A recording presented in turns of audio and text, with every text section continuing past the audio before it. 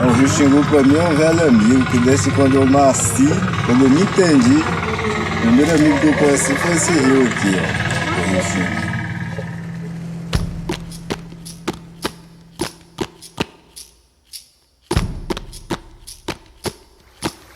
A região inclui vários tipos de florestas diferentes. É uma região de transição, já no final da distribuição da floresta amazônica propriamente dita, então tem vários tipos de floresta.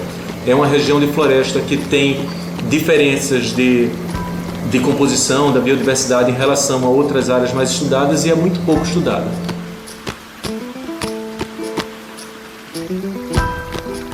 Cada parte da Amazônia é diferente da outra quanto às espécies que ela abriga.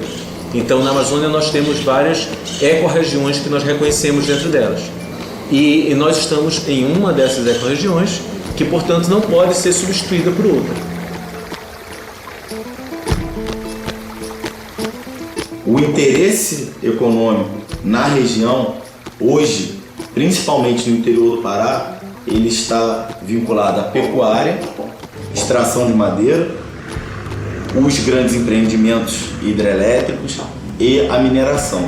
Então, esses 4 ramos da economia interferem diretamente na mobilização social da região. E isso traz realmente uma demanda, um lobby muito grande para que o meio ambiente fique um pouco de lado, porque essas 4 atividades são impactantes no meio ambiente, muito impactantes no meio ambiente. E a nossa luta é antiga. A primeira vez se falou em hidrelétrica já nos anos 70, eu me lembro perfeitamente, quando foi inaugurada a Transamazônica, logo em seguida veio um grupo do governo para estudar as possibilidades de implantar hidrelétricas aqui no Xingu. A ideia do projeto Belo Monte é uma ideia que existe desde o início da eletricidade, tem várias obras no Brasil que são desse tipo, é você pegar um meandro de rio e encurtar ele, né? Só que aqui eles estão pegando uma das maiores voltas que existe num dos maiores rios brasileiros, por isso que a obra é tão desastrosa.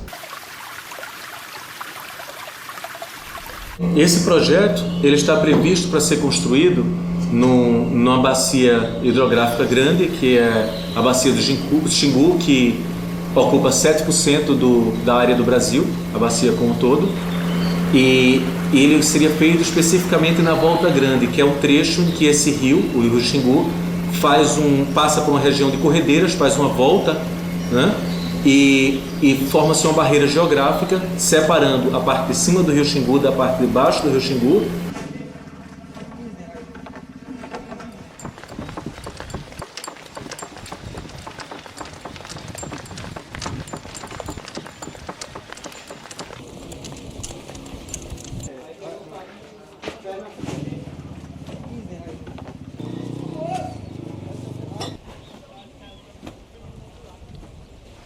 Rio Xingu vem lá do Pará, do sul do Pará, do Mato Grosso, em direção ao Amazonas. Só que em vez de ele ir reto na direção do Amazonas, ele bate aqui numa barreira cristalina que tem aqui, ocupando essa região toda. E aí ele dá a volta, quase 150 quilômetros, e retoma a direção original dele para ir em direção à Foz do Amazonas. Os governantes, eles só verem a nossa região para produtora de commodities. Tipo assim, não, eu quero um minério lá do Pará. Eu quero a energia lá do Pará, eu quero a água para produzir energia. Então, nós somos vistos assim. Nós não somos vistos como um povo como o resto do Brasil. Como um povo que trabalha, que tem o seu modo de vida diferenciado, né? Mas a gente não é visto assim. Nós não influenciamos em nada.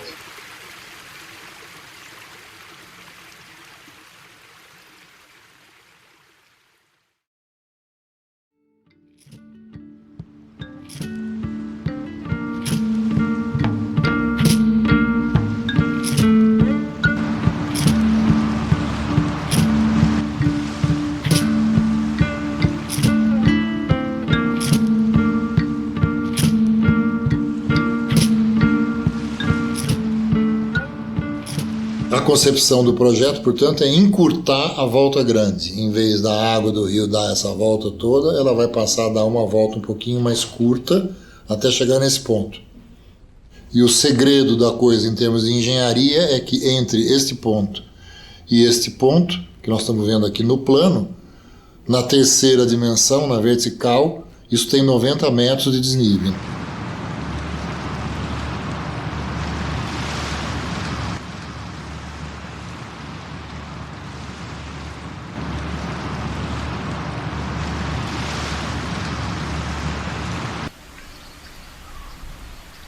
Então esse desnível de 90 metros é que vai ser aproveitado pela usina. O que tem de completamente diferente de qualquer outra hidrelétrica? Que em vez da usina, da casa de força mesmo, ficar neste paredão aqui, que é pequeno relativamente, ele vai ficar aqui na lateral do rio, que é justamente onde vai ser aproveitado esse desnível. Ou seja, essa água vai ficar aqui em cima desse terreno aqui, que hoje em dia é terra firme. Quando chegar aqui, ela vai ter um degrauzão de quase 90 metros, que lá embaixo vão ficar as turbinas. A água passou por essas turbinas, já cai automaticamente no rio, restituindo a vazão do rio. O que significa isso? Que nesse trecho todinho aqui, que são quase 150 quilômetros, o rio vai estar com a vazão dele quase totalmente desviada para esse conjunto de canais e de represas intermediários aqui. Ou seja, esse trecho do rio é um trecho que vai ficar praticamente seco. Nesse diagrama, inclusive, está dito que é uma área sujeita a catástrofe ecológica. Eu aproveitei o meu recesso e fiquei recompilando essa história de 30 anos e produzi um texto chamado Um Belo Monte de Mentiras, que é uma reportagem jornalística de 30 páginas que procura compilar tudo o que aconteceu nesses últimos 30 anos.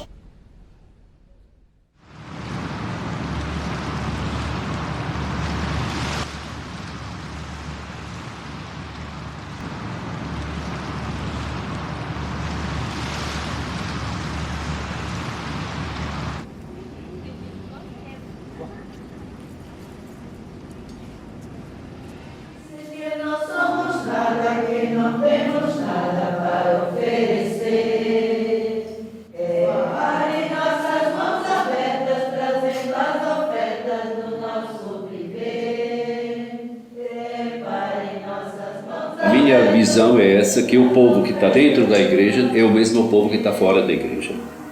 Então os desafios que esse povo enfrenta fora da igreja são os mesmos desafios que o bispo enfrenta.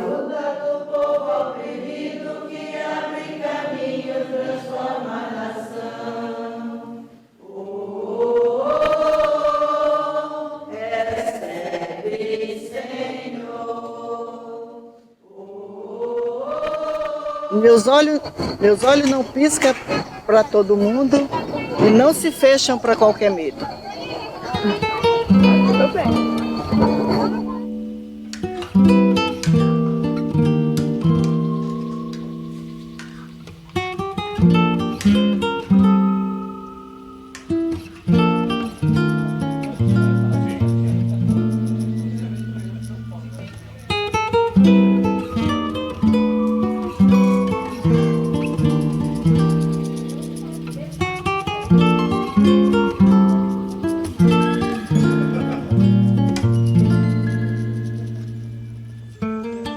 Eu sempre digo, né, que a nossa região aqui no estado do Pará, ela é uma região muito rica, porque nós temos a maior biodiversidade ainda, que sequer foi estudada pela comunidade científica. nós temos as florestas, né? E principalmente o povo, né? Assim, o povo assim, que cuidou disso aí, porque se a gente tem tudo isso, foi graças aos indígenas, às comunidades ribeirinhas que preservaram isso, né? Porque se fosse pelos outros, estava tudo detonado.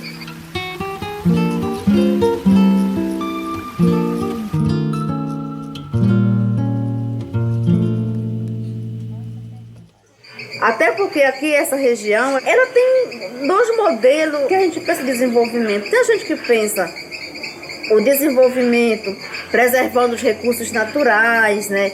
Valorizando a agricultura familiar, os ribeirinhos. E tem essa galera que pensa, né, no desmatamento, na pecuária extensiva.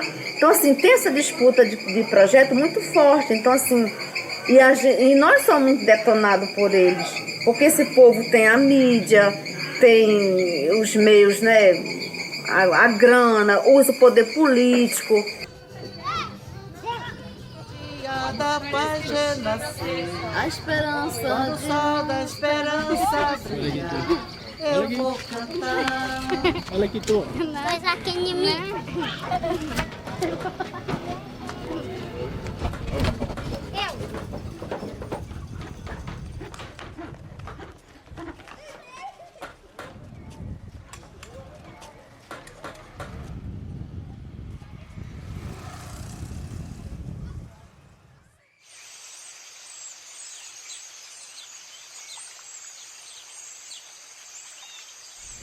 Belo Monte é apenas mais um projeto da região, né? Não é a salvação. Não existe nenhum projeto que salva a região. Se nós tiver Belo Monte, se nós tiver implementação de plantas de alumínio na região, se nós tiver uma produção pesqueira no Rio Xingu, que é muito bom para isso, se nós tivermos um turismo bem efetivado na região, que é um rio muito bonito, certo? Se nós trabalhar várias frentes, nós vamos ter um desenvolvimento. E a história da hidroeletricidade brasileira apresenta nos seus vários capítulos muitas dívidas do passivo ambiental das obras que já foram construídas. Então existe uma maneira de se construir hidrelétricas no Brasil. Para você ter uma ideia, dados da Comissão Pastoral da Terra e do Movimento dos Atingidos por Barragens faz o cômputo de que em torno de 1 milhão de pessoas já foram deslocadas pela construção de hidrelétricas no Brasil. Bom, meu nome é Moisés, eu faço parte da coordenação nacional do MAB, que é o Movimento Nacional dos Atingidos por Barragens. E nós estamos aqui num processo de chegada ainda na região, né, de conhecer melhor a região, para se somar nessa luta, para organizar um movimento trazendo a sua experiência de luta contra as barragens no Brasil. Tucuruí é um caso emblemático aqui no estado do Pará, né? Por exemplo, quando a gente fala da história de construção do movimento, nós pegamos Tucuruí no norte como um grande exemplo. Mas no caso do Tucuruí aqui é um caso emblemático para nós, né? E a gente toma muito como exemplo, né? Tu tem 25 anos de construção de uma barragem, tu tem 25 anos de problemas, né? Tu tem 25 anos de destruição do meio ambiente, tu tem 25 anos de luta para que as pessoas possam ter minimamente os seus direitos garantidos. Tucuruí, por exemplo, teve cerca de 40 mil pessoas atingidas diretamente pela formação do lago. Muitas delas ainda estão hoje na miséria, hoje dependendo de cesta básica e hoje ainda fazendo manifestações e reivindicações para que a Eletronorte resolva problemas pendentes de 20, 25 anos atrás. Belo Monte, se for feito num primeiro momento, atingiria talvez 25 ou 30 mil pessoas, que seria um contingente um pouquinho menor do que o Tucuruí, aparentemente, mas porque a forma da represa é totalmente diferente. E do ponto de vista ambiental, é um desastre muitíssimo maior do que o Tucuruí.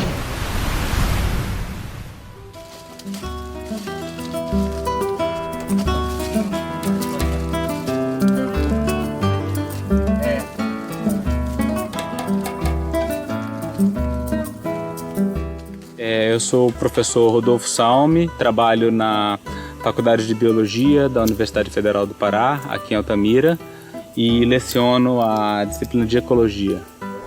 Eu sou Hermes Fonseca de Medeiros, sou professor universitário da Universidade Federal do Pará, do campus universitário de Altamira.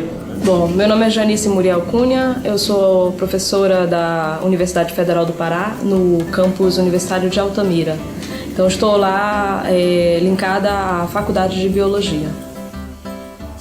Meu nome é Flávio Lima, eu sou pesquisador, faço pós-doutor do Museu de Zoologia da Universidade de São Paulo. Eu sou Francisco Hernandes, sou pesquisador do Instituto de Eletrotécnica e Energia da USP e eu participei da coordenação do painel de especialistas para um estudo crítico do Estudo de Impacto Ambiental de Belo Monte. Sou engenheiro eletricista e sou mestre em energia pela Universidade de São Paulo.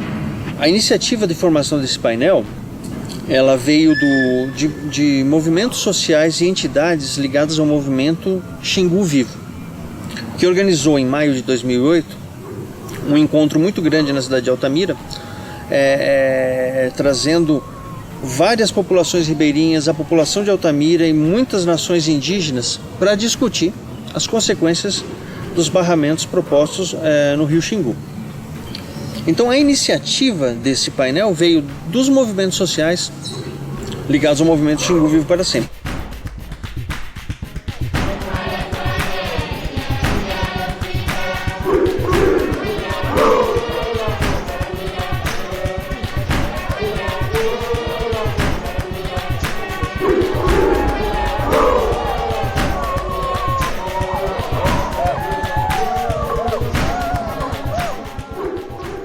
O painel de especialistas ao qual fizemos parte é uma iniciativa integrada e composta por vários pesquisadores de diferentes instituições no Brasil e fora do Brasil, no sentido de avaliar de maneira criteriosa os estudos de impacto ambiental que foram realizados pela Eletronorte na região do Xingu.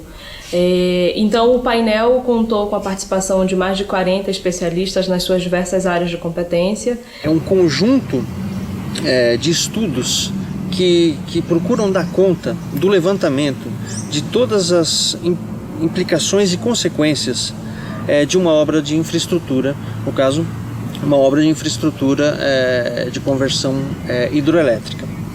Então, na verdade, um estudo de impacto ambiental é uma exigência do processo de licenciamento ambiental, no qual se espera que ele consiga traçar um diagnóstico de quais são as consequências ambientais, sociais do empreendimento lesivo ao meio ambiente. Você pega, por exemplo, os volumes do estudo de impacto ambiental. São 35 volumes, são cerca de 20 mil páginas, versando sobre vários aspectos da obra.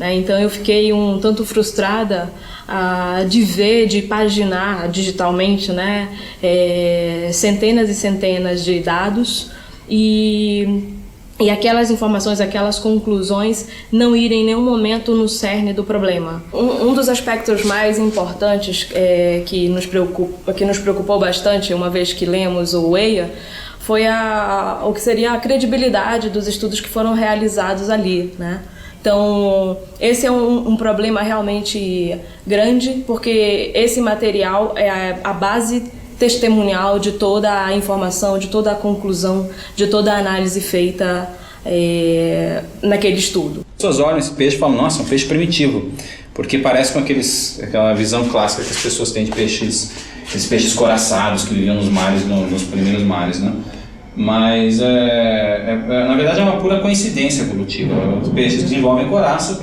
eles desenvolveram de forma independente, pelos mesmos motivos, para evitar predador, Meu nome é Otávio Assunção Cardoso. Eu moro aqui na Ilha da Fazenda, E minha profissão é trabalhar com esse peixe, que vocês sabem. Eu trabalho com esse peixe. Eu pego, compro, sou um pescador também.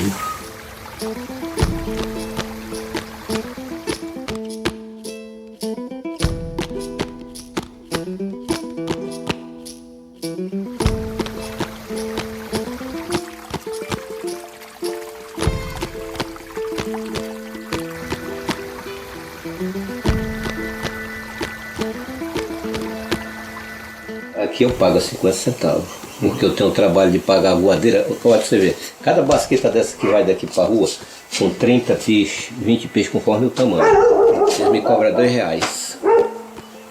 Se eu mandar 50 basquetas, que é como eu mandar um peixe, Eu pago. São R$100, E o retorno dela, eles me cobram R$1. Eu pagaria R$50, são R$150. Então o lucro é mínimo, é pouco demais.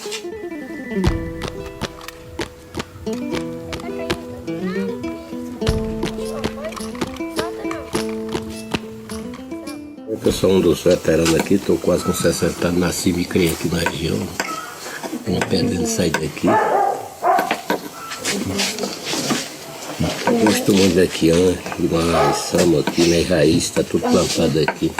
Eu quero sair daqui assim, muito fácil.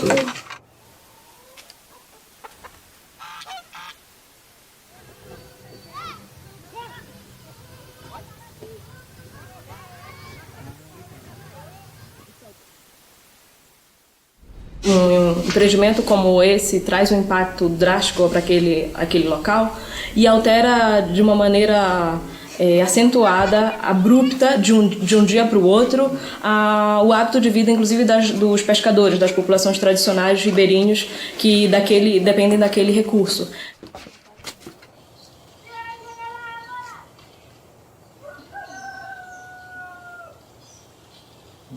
Que eu gosto mais daqui? Exatamente. É a convivência daqui, porque a gente aqui, como eu estou dizendo, a gente vive numa vida tranquila, vai ali no rio, pega um peixinho, né? Vai ali num roçado, aí tira uma fruta. Então, por isso a gente não compra essas coisas, né? Rapaz, eu acho que para nós desenvolvimento nenhum, só mais destruição. Até porque pelo que nós trabalhamos, pelo que nós lutamos aqui, isso totalmente se acaba. E vai ver de que vai sobreviver, né? Vai depender daquilo lá de cima, né?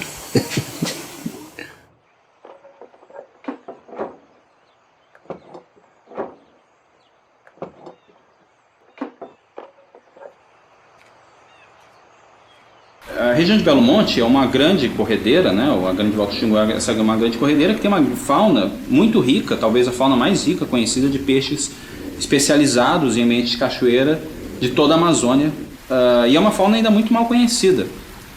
De forma que construir uma hidrelétrica numa área que a gente ainda sabe tão pouco, com tantas espécies de peixes que são mal conhecidos ou mesmo não descritos cientificamente, do ponto de vista de conservação, é uma imensa temeridade.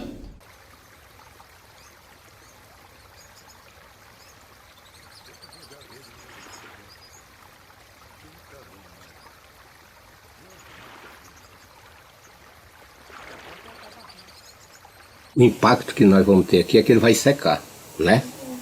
Então eu acho que provavelmente que ninguém pode sair daqui. Só que vai sofrer com vários problemas, que tudo que um rio desse seca, as coisas vão se tornar mais difíceis, mas eu acho que permanece por aqui, lutando, batalhando. 100 quilômetros abaixo da barragem, do Paredão, logo aqui na Volta Grande, 100 quilômetros onde estão 9 terras indígenas, centenas e centenas de famílias, de ribeirinhos e agricultores, eles que vão ficar secos, que o rio vai praticamente secar, sem mais acesso à navegação. Então eles, no EIA, no estudo deles, não são nem considerados que eles sejam impactados, não são considerados como atingidos, e vão ficar no que chama o sequeiro. Então, essa região é uma incógnita, ela deveria ser considerada a área principal de impacto dessa hidrelétrica. Todas as pessoas que vivem lá deveriam ser previsto que elas poderiam precisar ser tiradas de lá e ser indenizadas, e na verdade ela está considerada fora de um nível de impacto suficiente para que as pessoas se considerem impactadas. Um ribeirinho, ele tem orgulho de onde ele vive, do lugar que ele vive, né? E esse orgulho eu tenho. É esse ribeirinho que são. Luta, briga pela floresta, pelo rio imenso que nós temos aqui, essa riqueza que nós temos aqui dentro disso aqui, ó. Esse que é o ribeirinho.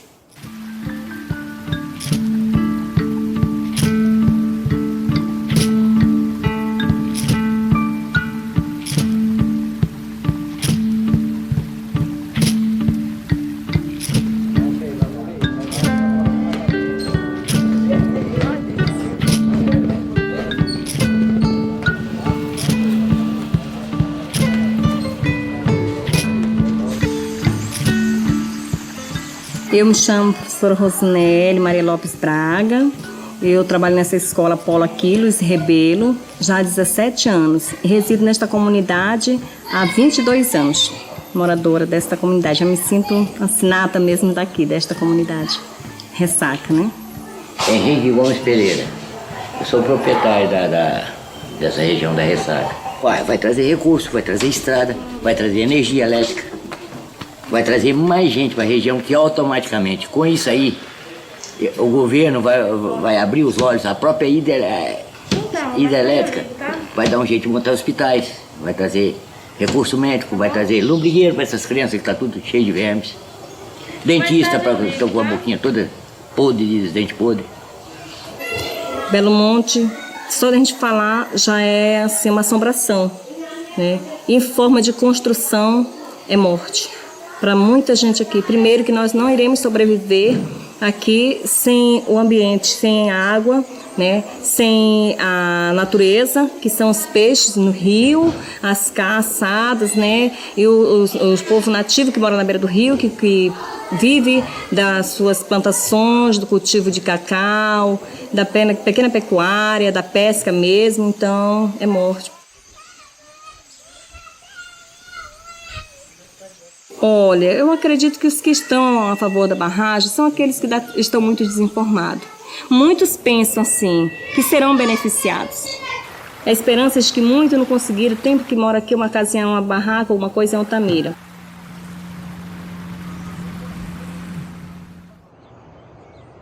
A barragem já tinha saído já 20 anos atrás. 20 anos atrás, que nós estamos aqui mesmo, está na cadeia aqui. Viu? Mas começa tudo do começo, não é? Não, estou só falando. A barragem já tinha saído há 1000 anos atrás. Trazer recursos para a cidade, porque o negócio está parado demais. A gente está aqui brincando porque não tem outro meio de trabalhar aqui. Não tem. Tem vagabundo no meio. O senhor Raimundo, ele é a favor, também sou a favor, o rapaz aqui é a favor também. Né, seu confirma? É. Ele também é a favor, ele também. Eu já sou contra. Mas se a barragem tivesse saído, nós já tá todo mundo trabalhando. É verdade, isso é verdade. Esse aqui é porque esse aqui ele não gosta de trabalhar, não, ele gosta de estar assim, ó. Eu sou contra a barragem. É contra, que tem uns contra e outros a favor, eu sou contra. Na minha opinião. Se sair de serviço aí, tu tá lascado, porque tu não acha mais quem brincar e tu não trabalha. Não, mas eu sou contra a barragem, né? Mas é por isso que ele gosta dessa vidinha que tu E eu não sou por outra barragem, não. Se ela saísse pra nós trabalhar. Aí, se a barragem sair, aí tu não vai achar mais quem ficar desse jeito, aí tu vai ficar sozinho. É verdade mesmo. É por isso. Quem dá mal vida se acostuma. A barragem do Melo Monte, se saísse pra nós, era bom, porque todo mundo tinha serviço pra nós trabalhar. A barragem saísse mesmo, o pessoal fala, todo mundo tinha serviço para nós trabalhar. E eu estou pedindo a Deus e sai mesmo, porque nós temos serviço para nós trabalhar.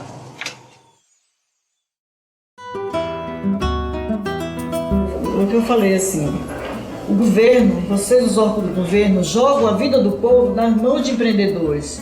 E você sabe, seu Roberto Messias, que empreendedor não cumpre a lei. O povo torna-se só número. Então, economicamente, quanto que você vai gastar.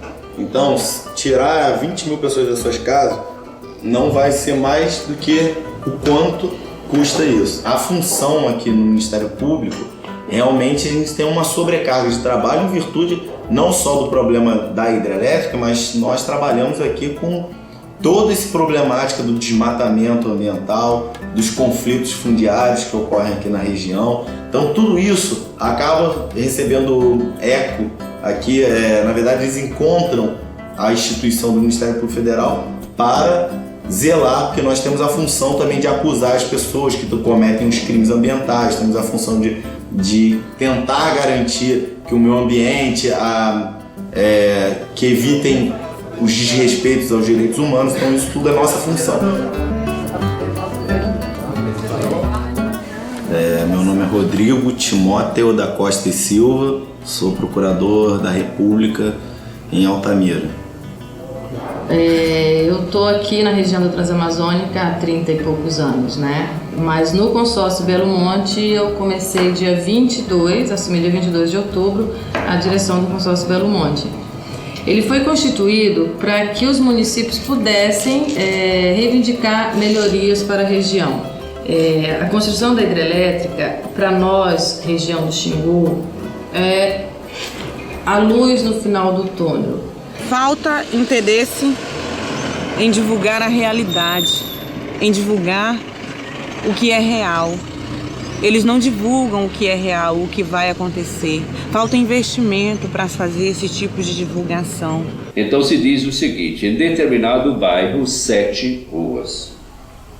Em outro bairro, 6 ruas. Ora, esse determinado bairro tem exatas 7 ruas. O outro bairro tem exatas 6 ruas. Quer dizer, não se tem a coragem, é uma covardia, de não dizer a verdade toda, de que o bairro inteiro vai para o fundo.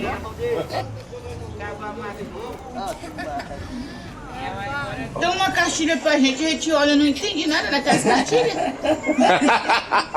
Porque naquela cartilha pra todo lado você vê assim a perna da água, né? O jeito da água, eu não entendo nada naquela cartilha não. E que vai ser afetado mesmo por água muito aqui de ser para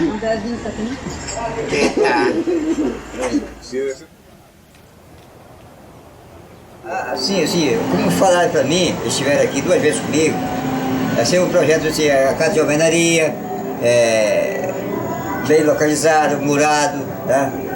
As casas conjugadas assim, né? Um padrão, tudo igual, né? Padrão já sabe, é igual, né? E agora a área ninguém sabe onde é. Isso ninguém sabe, ele nem falaram para nós. Tem gente que mora na rua e não sabe que a sua rua vai alagar. Então, falta muito debate, falta muito conhecimento, falta uma linguagem popular para se discutir com a população Belo Monte. Porque não adianta você chegar aqui com uma linguagem técnica em que só os engenheiros entendem, em que só as pessoas estudadas entendem. A linguagem popular, ela precisa ser difundida para o índio, para o pobre, para quem não tem conhecimento, até mesmo para os analfabetos que vão ser atingidos. Então isso é necessário se fazer ainda. Nas enquetes que eu já fiz, um dia eu saí para a rua e entrevistei 15 pessoas. 13 pessoas foram a favor da barragem. No outro dia, na outra semana eu saí, entrevistei 10 pessoas, as 10 foram contra a barragem. Às vezes acontece, da cidade ser pequena, acontece eu entrevistar até a mesma pessoa, com opiniões diferentes.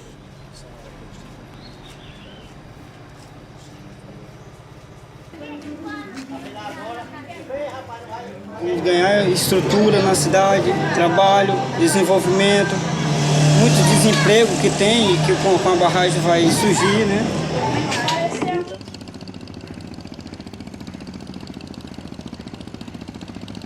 Então as pessoas estão fora desse processo de discussão, não têm o real conhecimento do que seja um projeto, né, que custa oficialmente, até a última informação, 16 bilhões de reais, e quais as suas reais consequências para a vida desse povo. Então o povo, infelizmente, não faz parte do processo e não sabe quais serão as devidas consequências, né, para a sua vida num processo de médio a longo prazo.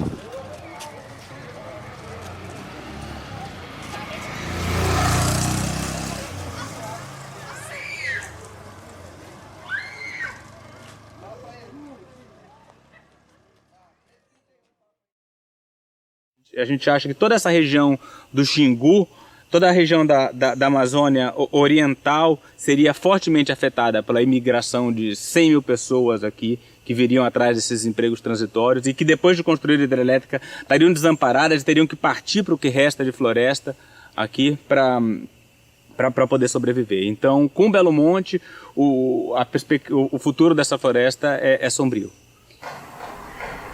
Pois outra coisa que o governo não está olhando, na hora do tiro de largada para construir esse monstro, milhares e milhares de famílias vão chegar aqui em Altamira e nas cidades vizinhas. Não tem infraestrutura. Se vocês se dão o luxo de olhar hoje os hospitais de Altamira, vocês vão dizer que vai ser uma calamidade pública se vem 30 mil pessoas para cá. Eu não posso imaginar. Para mim é algo sem exagero o que está se está se pintando aí é algo apocalíptico. E o governo não está caindo na real. Tudo isso não está sendo estudado, não tem previsão, não se sabe. Outra coisa, as mentiras, ou simplesmente a diminuição ou a mitigação dos impactos. A gente espera que com a construção da hidrelétrica possa trazer recursos para a região. Recurso não só... Uma das exigências do plano de desenvolvimento é que seja beneficiada a mão de obra local. Que o nosso povo não seja só peão de obra, só o que vai carregar carrinho de mão ou fazer o trabalho pesado, não. Nossa exigência é que uma grande quantidade das pessoas que irão trabalhar na hidrelétrica sejam contratadas aqui nos municípios, não até o segundo escalão, porque o primeiro escalão é lógico que não, porque eles são os engenheiros que vêm para fazer a construção, mas que até o segundo escalão que peguem pessoas da região. E depois da construção? E depois da construção, esse que é o problema. Muda alguma coisa na construção, depois vai ficar a mesma coisa. Vai ficar pior de se viver do que agora. Eu acho que nos 10 anos de construção traz. Vai correr dinheiro, todo mundo vai ganhar dinheiro. Depois disso aí, quem ganhou, ganhou. Quem soube aproveitar, aproveitou. Quem não soube, vai ficar na mesma, vai ficar pior do que o que estava antes. O estudo hoje feito com os impactos hoje identificados não são melhores esclarecidos e não trazem as mitigações necessárias mais esclarecidas para que provem que aquele tipo de programa de compensação ambiental, de mitigação dos impactos ambientais vai ser suficiente para que a sociedade local seja bem atendida do empreendimento. A eólica ela não agride tanto o meio ambiente. Aqui no caso de Belo Monte, fica o rio Xingu intrafegável e ainda faz aquele grande buraco em cima de grandes propriedades, no caso que a minha pode ser uma que vai sumir do mapa para sempre, né? Mas o Brasil tem que observar que essas barragens de rio cada vez está diminuindo um pedaço do nosso país, né? É da natureza. Canta. A natureza já está cansada, a natureza já está esgotada. Ela pede outro dilúvio, porque já está toda arrebentada.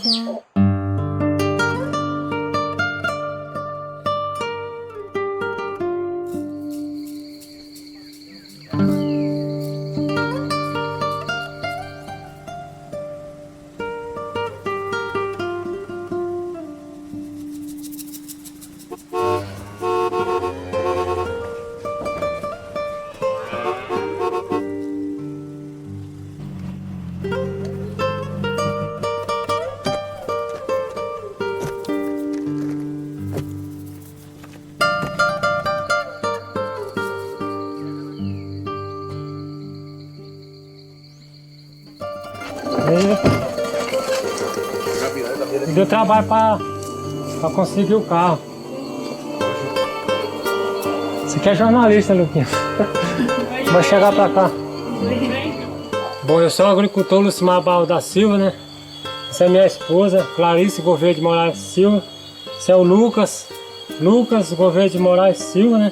Esse é o Luciano Gouveia de Moraes Silva, né? Esses são meus 2 filhos e minha esposa. Aqui nós vamos no plantio de cacau do meu amigo Sidney, que pode ser prejudicado pelas águas da barragem de Belo Monte.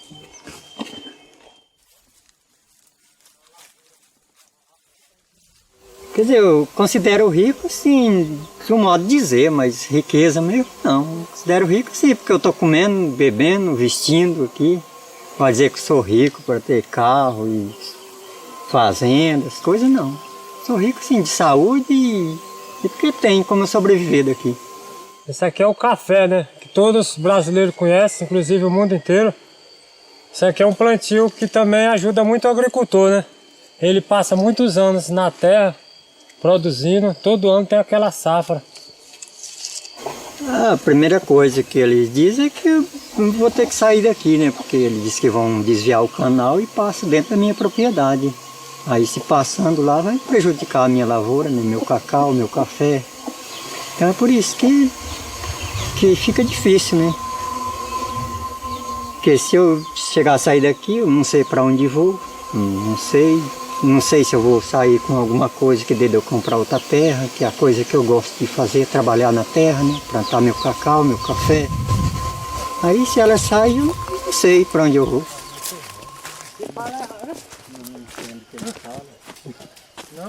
Esse plantio é a pimenta do reino, que faz o tempero para a nossa alimentação, né? Ela não é época de safra, mas mesmo assim, quando a gente vai no pimental, acha uns cachinhos temporão, né?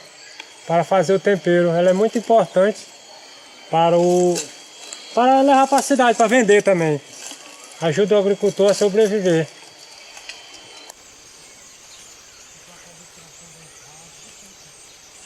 Por exemplo, eles nunca disseram quanto vale um pé de cacau, um pé de café. Aí a gente fica sem saber, né? Sendo que dá muito trabalho, um pé de cacau, a gente começa a colher ele com 3 anos. E ele dá a vida toda, aí 50 anos, 60 anos, ou até mais. Então, eles não dizem quanto pagam, eles não dão a informação exata. Isso aqui é a muda para plantar o cacau nesse janeiro agora, nesse ano que está entrando, né? Isso aqui é uma grande resposta que o agricultor, ele não desiste fácil, né? Mesmo que tem essa grande promessa de fazer Belo Monte, o agricultor continua lutando e fazendo o seu plantio, sempre com grande esperança que esse empreendimento seja barrado para sempre.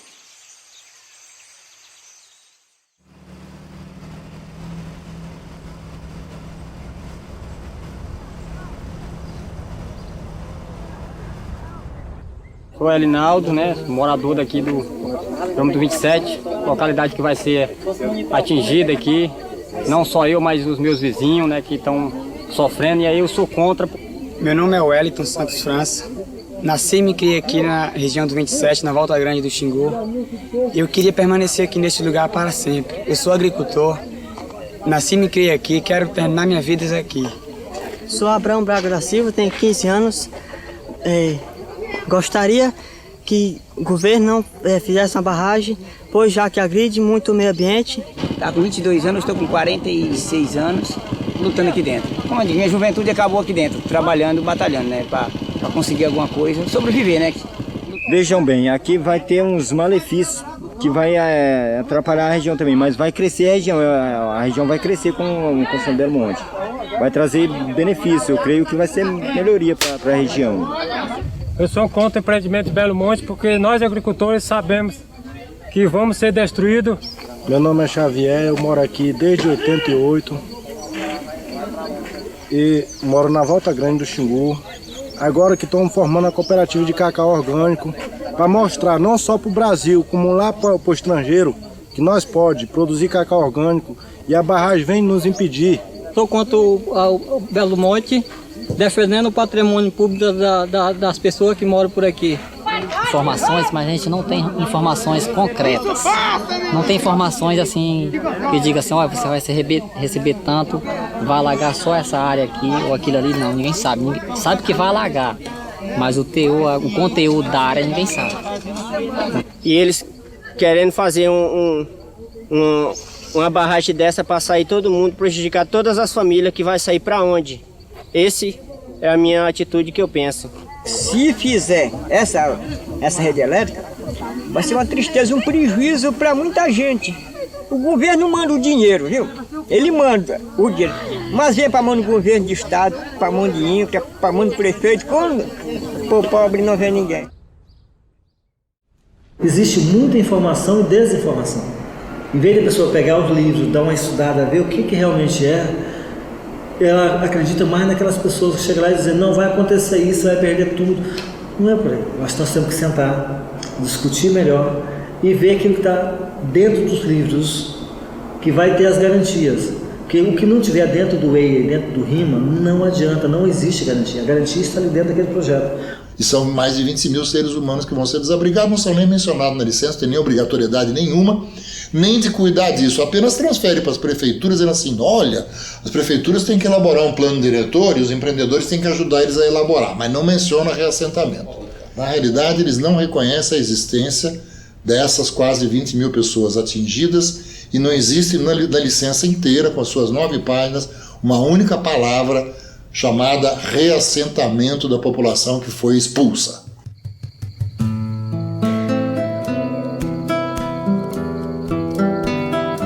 A gente tem que desabafar o coração na caneta, né? Bom, aqui eu tenho um relatório que eu fiz para mim ler lá no Rio de Janeiro. Eu quero declarar ao país, ou melhor, para outros países. Nós, agricultores da Amazônia, fomos trazidos para a Amazônia no tempo da ditadura militar para habitar a Amazônia. Nos dias de hoje, que o país se fala democrático, estão querendo expulsar nós agricultores e muito pior, o país com uma política covarde, que o presidente fala umas palavras confiantes e logo depois vira ao contrário, querendo ser pior do que os tempos dos reis. Nós, agricultores, pedimos audiência pública dentro das nossas tradições.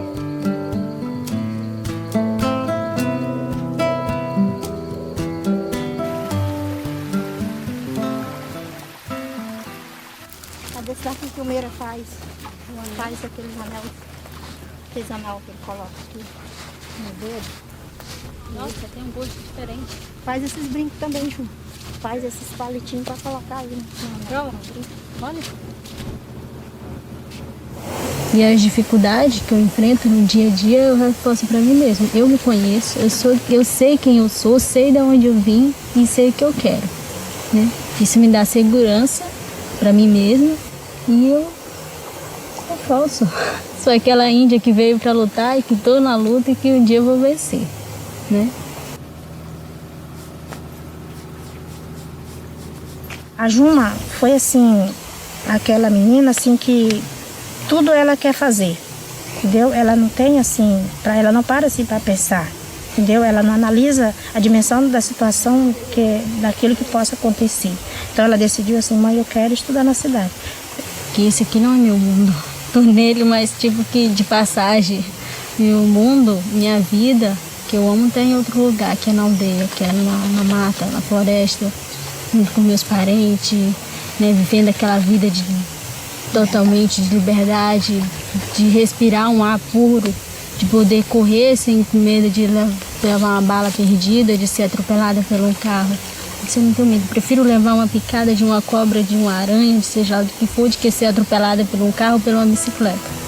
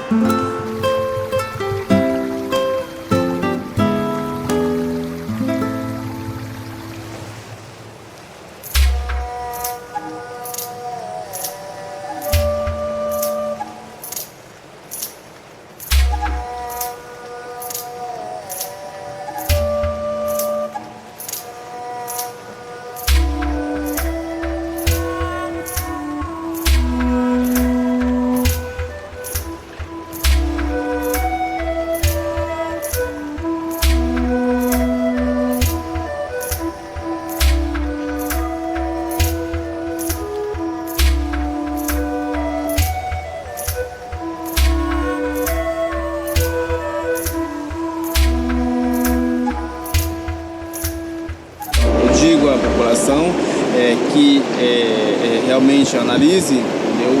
E que se sinta em nosso lugar, entendeu? Para ver pelo qual nós estamos brigando, pelo qual nós estamos pronto para brigar, para guerrear se necessário for, por esse motivo, para defender nosso direito, para defender essa natureza que Deus nos deixou, entendeu? Para não ver ela destruída, para nunca mais a gente ter essa oportunidade de ver entendeu? De contar, de trazer pessoas, de mostrar, entendeu? Toda essa beleza. O rio Xingu, para nós, significa nosso irmão, é nossa vida. É dele que nós retiramos o nosso alimento, é dele, das águas que nós utilizamos para o nosso consumo, e também nós utilizamos para fazer nossos remédios, nossa cultura tradicional. Se nós acabar perdendo, então além de estar perdendo a água que utilizamos para o nosso consumo, também estamos perdendo o sangue da nossa veia. Porque matar o rio Xingu é a mesma coisa que estar matando os povos indígenas, porque nós dependemos do rio Xingu, sobrevivemos com as águas do rio Xingu.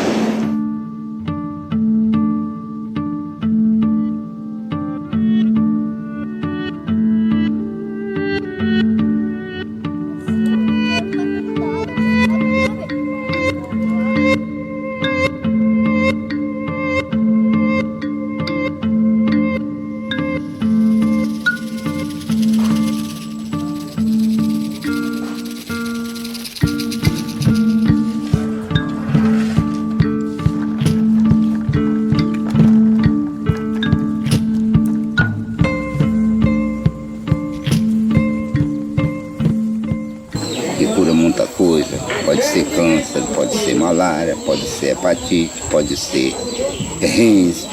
Daí a minha ideia é essa, sabe? Trabalhar aquela cultura dos índios, sabe? Eu estou diminuindo porque não posso andar, né? E já passei dentro da comunidade para me repassar para eles, mas ainda não encontrei.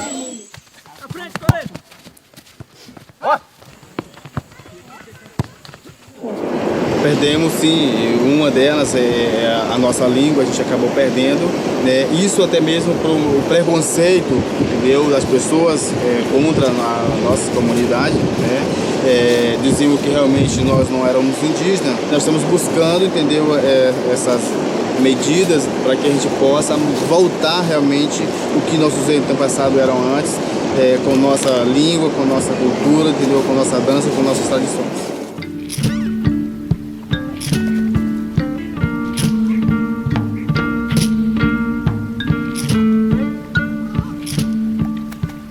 Primeiro vim muito doente, né? Aí fiz novos exames, eu estava com 2 malárias. Um caso muito fraco, eu corri o risco de morrer. Vim pra cá, pra Altamira. Fiquei internada durante 1 mês e 15 dias. Aí eu fiquei pensando na minha vida, né? Com tanta dificuldade que eu e meus parentes passavam na aldeia e que ainda iríamos enfrentar mais pela frente. Então eu resolvi ficar para estudar. Aí eu falei assim para ela, Juma, lá é diferente. Lá na cidade é diferente. Você não vai poder ficar pintada direto. A Juma era pintada 24 horas. A Juma era cheia de colar, de brinco. O cabelo no óleo do coco brilhava. Você via, né? Aquela vontade, aquele gosto que ela tinha de estar daquele jeito. Eu falava para ela, Juma, você não vai poder ficar assim na cidade.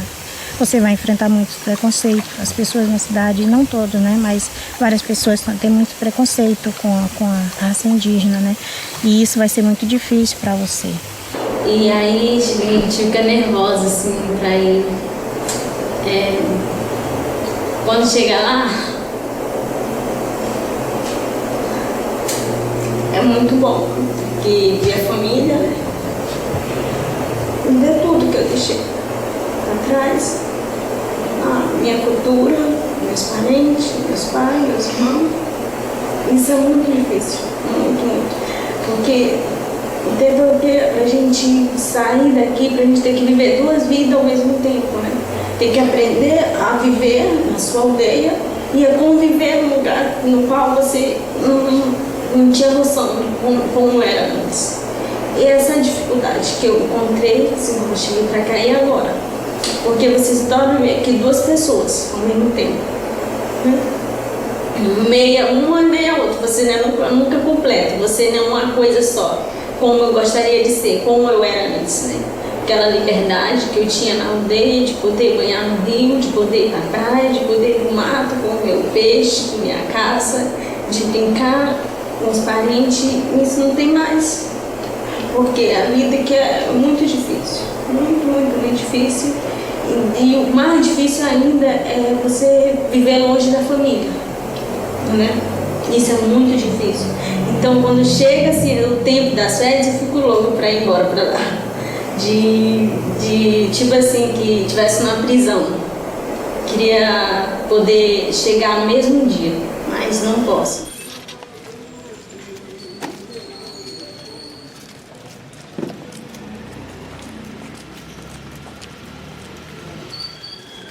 Então, por isso que eu estou dizendo, a gente não mata uma cultura.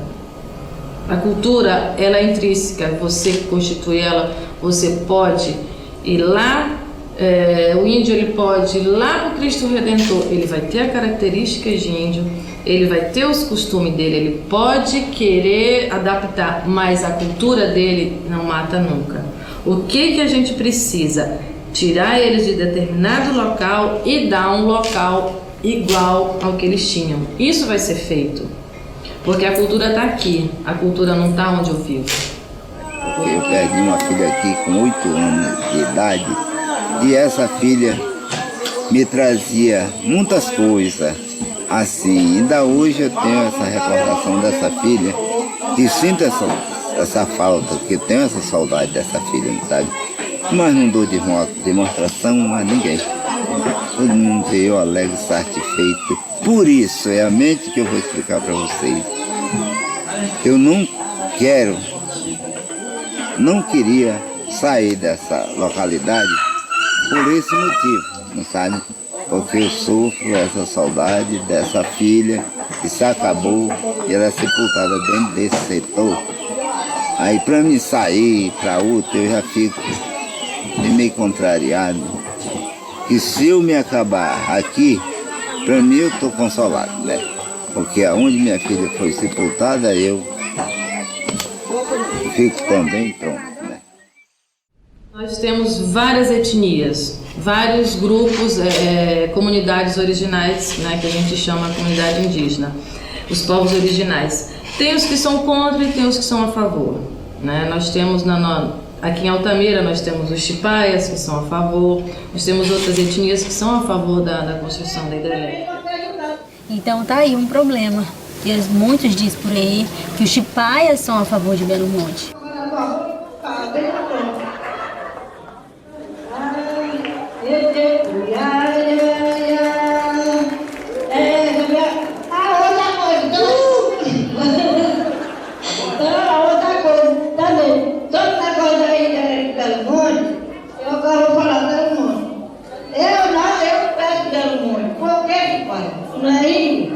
O povo diz assim, olha, nós, povos indígenas, nós estamos contra Belo Monte. Mas isso é conversa, isso é um índio que não sabe o que fala. Que elas dizem que o povo Chipaia é a favor de Belo Monte, a favor do desenvolvimento, mas não é bem assim. Tem um Chipaia da aldeia Tucumã, à margem esquerda do rio Iriri. Esses são totalmente contra, que é da minha comunidade, né?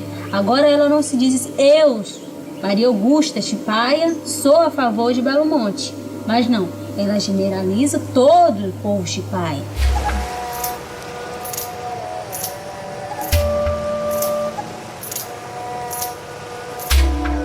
Nós somos capazes, entendeu, de perder nossa própria vida para defender o nosso direito. Isso já é uma demonstra para o governo, isso já é um começo, entendeu, da nossa luta, da nossa briga por defender nosso direito, por defender a nossa região.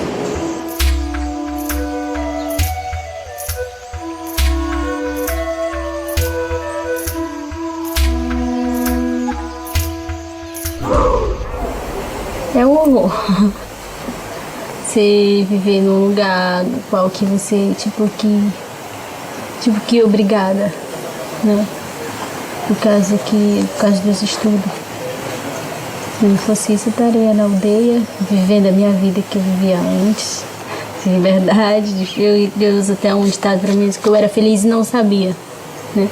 Hoje aqui eu vejo que eu tinha de tudo, né? E aqui eu não tenho nada. E isso é difícil, muito difícil.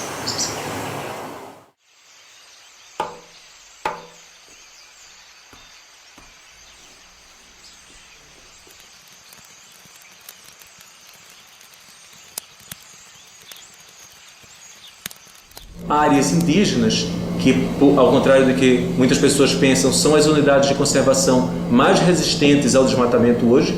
Os índios são mais eficientes do que o governo federal em preservar a floresta no Brasil. Os cientistas que fizeram o estudo de impacto ambiental argumentam que as terras indígenas seriam os grandes reservatórios de biodiversidade que fariam com que a nossa diversidade xinguana não acabasse completamente. E é irônico que, se por um lado eles contam com os índios para que haja essa preservação, por outro lado eles desconsideram o alerta dos índios contra a construção dessa barragem.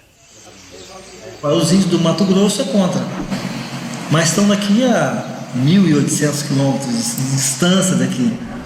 Então, para eles é bom dizer que é contra, porque vai ter ganhos para eles. Nós queremos que os índios que moram ao longo do rio Xingu, próximo à região, tenham ganhos. Os índios do Mato Grosso que vai ter a sua discussão. Mas não é o nosso ponto principal no canal. Então aí que começa a nossa angústia, porque se fizer o projeto de uma barragem, eles vão logo mais descobrir que o Xingu não tem condição de fazer o ano inteiro funcionar todas as turbinas. Mas tem solução para isso. Outra barragem e mais outra e mais outra. Isso já está planejado. A gente já fala abertamente na barragem Belo Monte, fala barragem Altamira, Pombal e São Félix. Eu mesmo vi um mapa em que todo o inventário até acima de São Félix do Xingu já está contemplado. Até porque foi aprovado pelo CNPE que ao longo de 30 anos não se discutiria nenhuma outra hidrelétrica ao longo do rio Xingu. Eu acho que os governos, a pessoa que é governante passa, mas o que é decidido acho que tem que ser permanecido. Então ao longo de 30 anos não se discute outra hidrelétrica ao longo do rio Xingu. Igual eu falo, é um rio muito bonito, deve ser preservado. Agora nós não devemos apenas ver as águas do rio Xingu passar. Nós devemos aproveitar ela para produzir energia, produzir riqueza para a região. Isso é para boi dormir, como se diz em português. Porque se o presidente assina um decreto, o próximo pode revogá-lo. E simplesmente se revoga, diz, revogam-se as disposições em contrário, acabou-se o papo. E os caiapós ali da região de Redenção são extremamente poderosos, eles que são os grandes responsáveis pelo bom estado de preservação desse rio. O governo não enxerga, primeiro, a situação, não apenas dos povos indígenas, eles estão com medo da situação dos povos indígenas porque isso tem mais repercussão no exterior.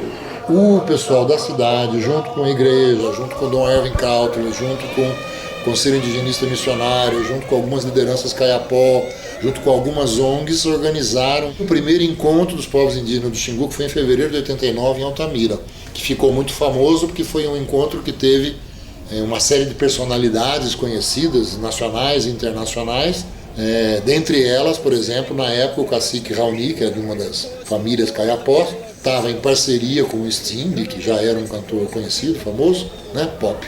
E eles conseguiram, estando presentes lá, chamar a atenção da mídia internacional e fizeram um encontro que foi um verdadeiro arraso, porque foi uma derrota retumbante da Eletronorte diante do público em geral, e aquilo foi fotografado, filmado, saiu no Brasil, nas revistas, nos jornais e saiu no exterior, principalmente por causa de uma cena que ficou famosa, que a Índia Tuíra encosta o facão nas duas bochechas de um diretor da Eletronorte. Particularly happy to meet my friend, Brownie and Megaro. We met 20 years ago. We had many adventures together. We traveled the world together. My intention was that Brownie's voice, Brownie's message. Ngô cái dạng gì kì,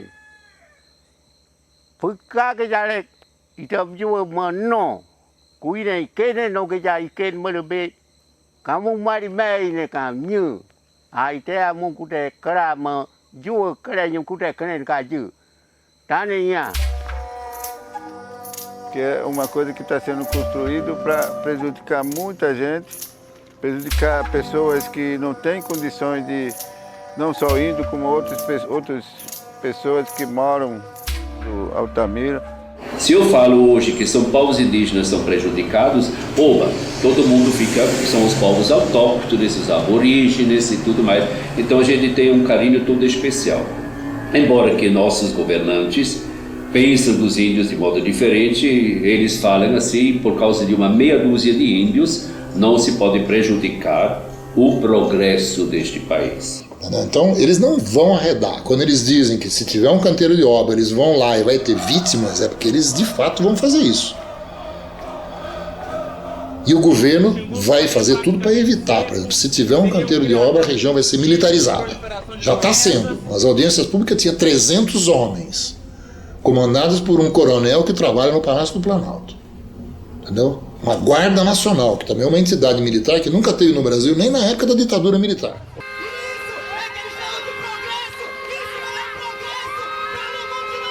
Os caras não podem entrar com a faixa. Isso fere a Constituição Federal. Todos eles sabem que fere a Constituição Federal. Fere princípio da Constituição, que é o Estado Democrático de Direito. Fere princípio, não é nem lei, é princípio.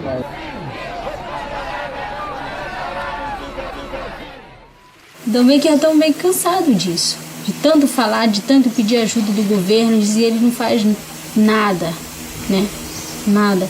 Ainda nos chama de empecilhos, né, do governo, que nós atrapalham o desenvolvimento do Brasil.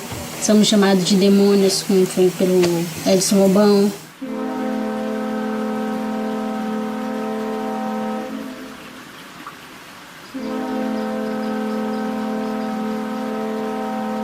Eles visam esse desenvolvimento, mas vai estar destruindo aquilo que traz toda a nossa história, que traz toda a trajetória de todos os indígenas daqui da região.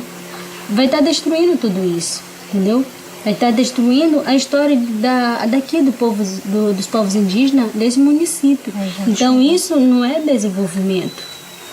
Para nós não. Para eles pode ser. Para nós indígenas não.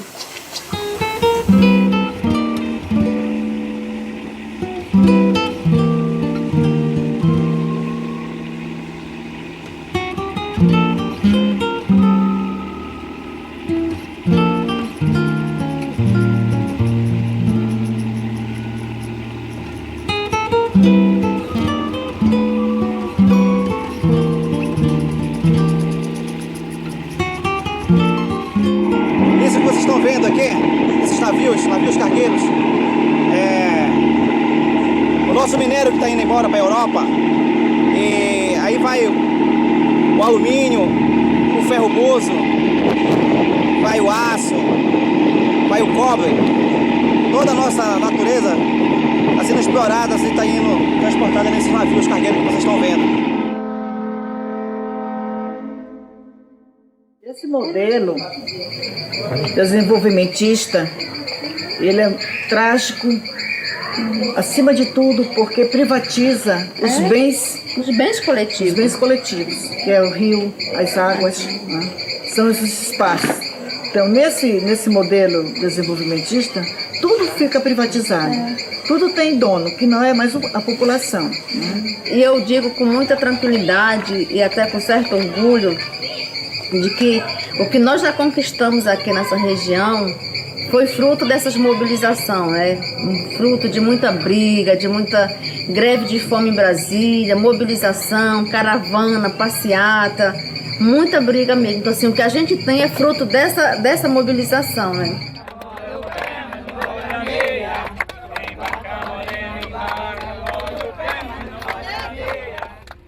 Interesse econômico, sabe? Que é a questão da mineração, da energia, da madeira. Então, assim, nós estamos falando desse tipo de gente. Porque não é um negócio simples. A gente já passou, assim, por momentos, assim, muito difíceis, né? Por exemplo, em 2001, foi assassinado o Dema, né? O companheiro Dema. Ele tinha vindo aqui, morar aqui em Altamira para ser um dos líderes da luta contra Belo Monte, né? Então ele veio para coordenar essa história, né, mesmo da nossa posição contrária ao projeto de Belo Monte. Porque ele tinha uma voz assim fantástica, né?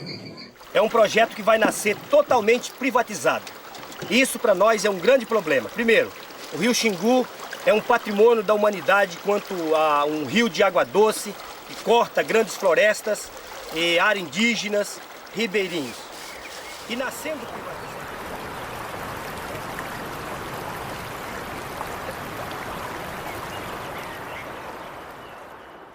Aí estava com um mês que ele estava aqui em Altamira morando de vez, né? Entraram, o pistoleiro entrou na casa dele, matou ele com um tiro na boca. Tipo assim, deu um recado, olha, nunca mais tu vai falar. Eu avalio desse jeito, né? Então, assim, foi um golpe, assim, pra nossa luta, pra nossa organização.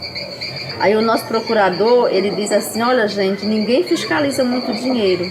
Então, assim, se Deus o livre isso acontecesse, é um negócio solto, ninguém vai controlar. Quem vai controlar, né?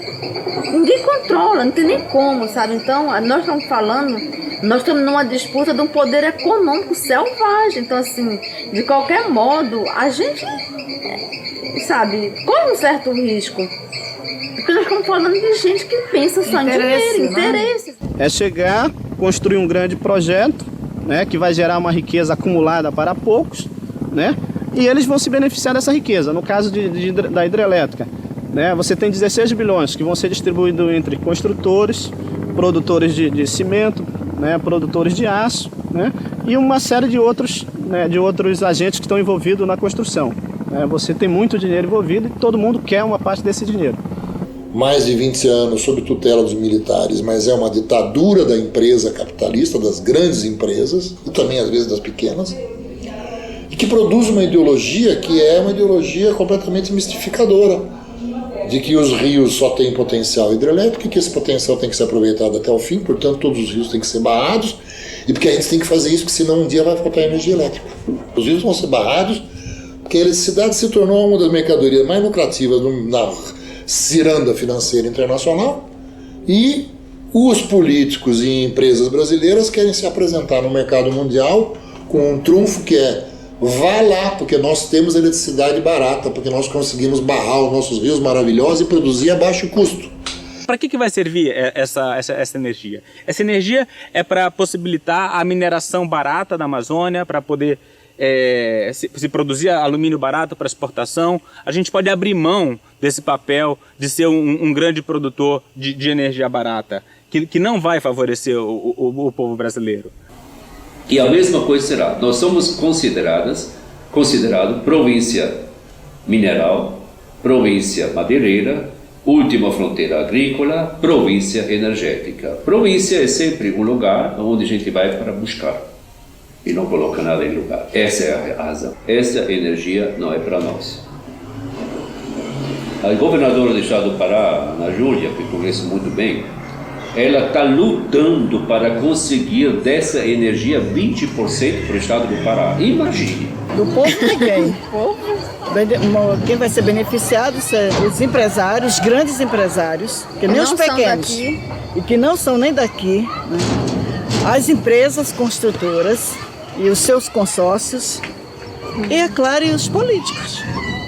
O próprio presidente Lula, ele admite que tem esses problemas, e ele me disse textualmente: nós não vamos empurrar esse projeto goela abaixo de quem quer que seja.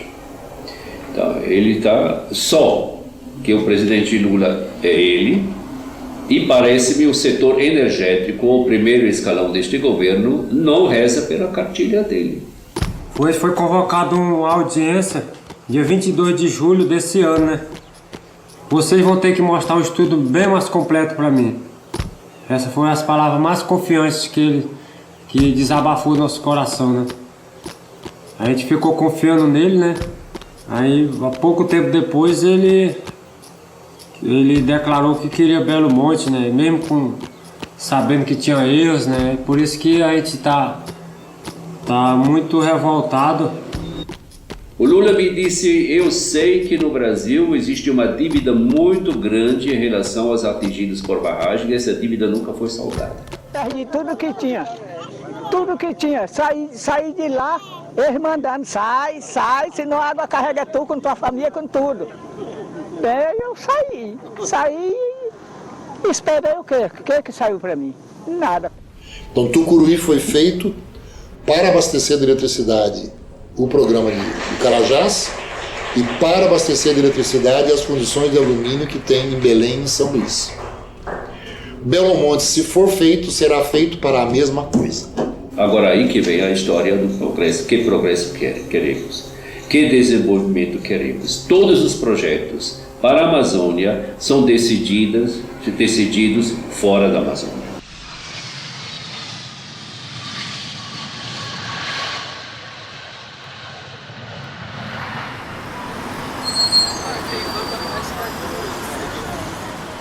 Foi o primeiro encontro sul-americano dos atingidos pelos impactos dos empreendimentos financiados pelo BNDES.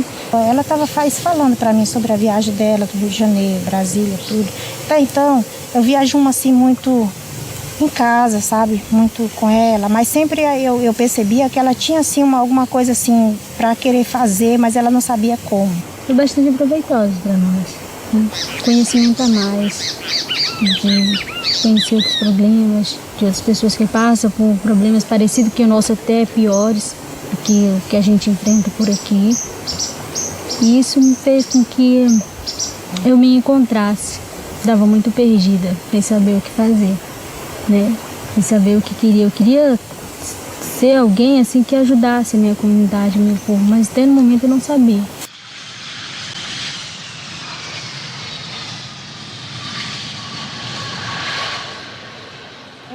E eu acredito que essa viagem, porque ela foi para o Rio de Janeiro e está tendo agora a oportunidade de estar conhecendo várias pessoas do meio da sociedade, esse meio político, que não deixa de não ser, porque mesmo assim, ela estando distante de lá da nossa comunidade, ela deixa sempre isso muito claro para todos nós da comunidade, que ela gosta muito de todo mundo, se preocupa, né?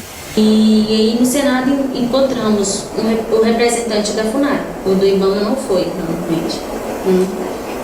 Então, que foi até um caso lá que eu fiquei revoltada com ele, fiquei muito revoltada. Que ele afirmou que tinha um documento, que tinha acontecido todas as efetivas nas áreas indígenas, né? E no caso que afirmava que esse projeto ia se beneficiar a gente, que ia ser um desenvolvimento e tal, e que no caso ele disse ter o procurador da República aqui de Altamira, o Rodrigo Timóteo, estava mentindo e tal. O procurador faz uma interpretação do que ele viu, do que ele escutou. Os nossos técnicos, quando chegam lá, eles afirmam... Na verdade, não. No caso da minha aldeia e da outra aldeia, nem sequer eles foram lá, mentiram e tal. E eu fiquei revoltada com isso, né? Eu levantei, dei meu nome lá para falar, para esperar a minha vez, e falei para ele. Entendeu? Eu gostaria de dizer isso pra ele, que não fica aborrecido, porque aborrecido que vai estar aqui somos nós, para sair de tão distante para chegar aqui, para que em poucas palavras que eu entendi, estamos mentindo em relação quando falamos que não houve altiva nas áreas indígenas. E eu vejo assim que a Juma, ela não é mais aquela Juma, ela sente vontade de lutar para vencer, para melhorar, né?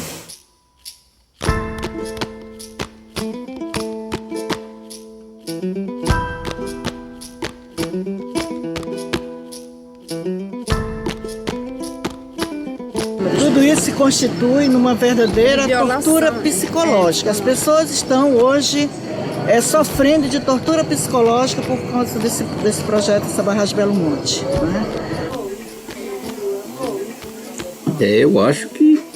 Eu não sei o que vai acontecer, porque eu acho até impossível que isso aconteça. Às vezes eu estou trabalhando na roça, aí vem a gente tenta esquecer daquele grande problema para poder seguir em frente e lutar, ser perseverante, né? Pensar na vitória, né?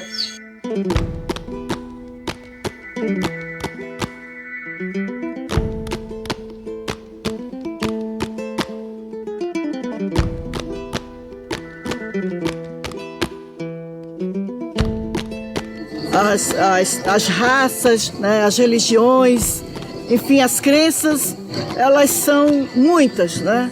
Mas essa luta por esse objetivo comum da justiça social, dos direitos humanos, ela é uma luta que está em todo o nosso planeta. Então, o desenvolvimento, para mim, seria o correto seria investir em educação, em saúde, em melhoria da qualidade do povo que vive aqui, e não a construção de hidrelétrica que vai devastar a nossa região. Isso aí é atraso, não é desenvolvimento.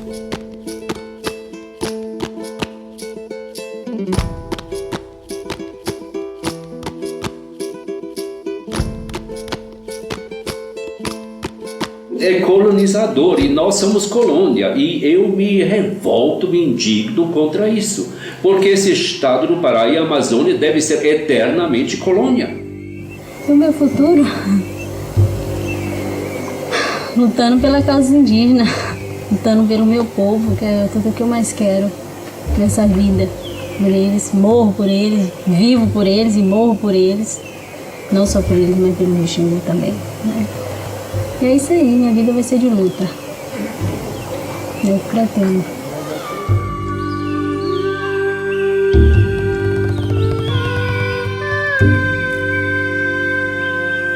Mas o que chama a atenção é que quem mais, de modo mais ferrenho, defende o Xingu são as mulheres. Eu digo, pela psicologia, a mulher está muito mais ligada à sua prole. Mesmo não tendo, mas ela tem quase que um impulso, eu diria quase que instintivo, de defender as futuras gerações. Levanto pensando em Belo Monte, vou para o trabalho pensando em Belo Monte, contra Belo Monte, pensando como que nós temos que fazer mais e mais para que a gente avance nessa luta em defesa do Rio Xingu, dos seus povos e contra Belo Monte. Aqui tudo vai, né? Tudo vai. A barragem é para baixo. A barragem daqui para baixo. A grande volta do Xingu é aqui atrás dessa árvore, vai assim, desse jeito. Mas isso tudo vai ser lago, porque essa ilha que está aqui na frente vai para o fundo, viu?